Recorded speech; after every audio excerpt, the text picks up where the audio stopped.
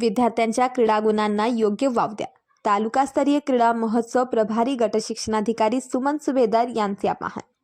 विद्यार्थ्यांच्या क्रीडा गुणांना योग्य वाव मिळावा आणि तालुक्यातून सक्षम संघ जिल्हास्तरीय स्पर्धेत चमकावा यासाठी पंचांनी नियमानुसार काटेकोर निर्णय देणे अत्यंत आवश्यक आहे, असे स्पष्ट मत प्रभारी गटशिक्षणाधिकारी सुमन सुभेदार यांनी आज तालुकास्तरीय क्रीडा महोत्सवाच्या उद्घाटन सोहळ्यात व्यक्त केले. पंचांनी काटेकोर नियमांचे पालन करूनच योग्य संघाला पुढे चाल द्यावी, जेणेकरून विद्यार्थ्यांच्या क्रीडा कौशल्याला न्याय मिळेल आणि त्यांच्या विकासाचा मार्ग अधिक भक्कम होईल. आजची स्पर्धा ही केवळ तालुका पातळीपुरती मर्यादित नसून येथूनच पुढे जिल्हा, राज्य आणि देशासाठी नाव कमावणारे खेळाडू घडतात, असे सुभेदार यांनी सांगितले.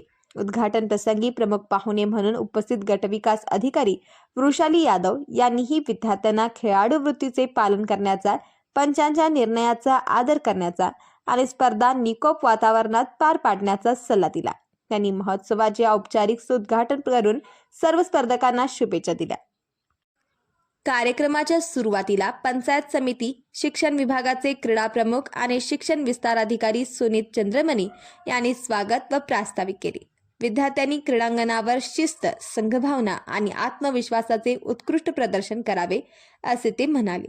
क्रीडाज्योती प्रज्वलनाचा मान फादर एग्नेल स्कूलचे मॅनेजर फादर लॉन्जिनस यांना मिळाला. या निमित्ताने क्रीडा महोत्सवाला औपचारिक सुरुवात झाली.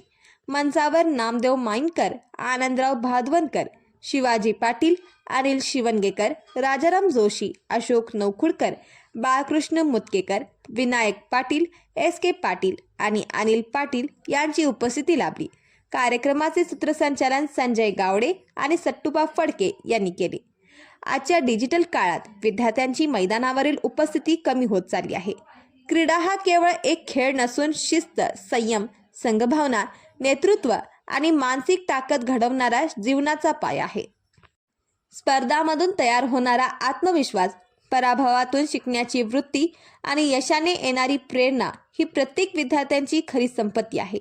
नियम पाळणारे पंच, प्रामाणिक खेळणारे विद्यार्थी आणि प्रोत्साहन देणारी संस्था ही क्रीडा संस्कृतीची 3 महत्त्वाची आधारस्तंभ आहेत.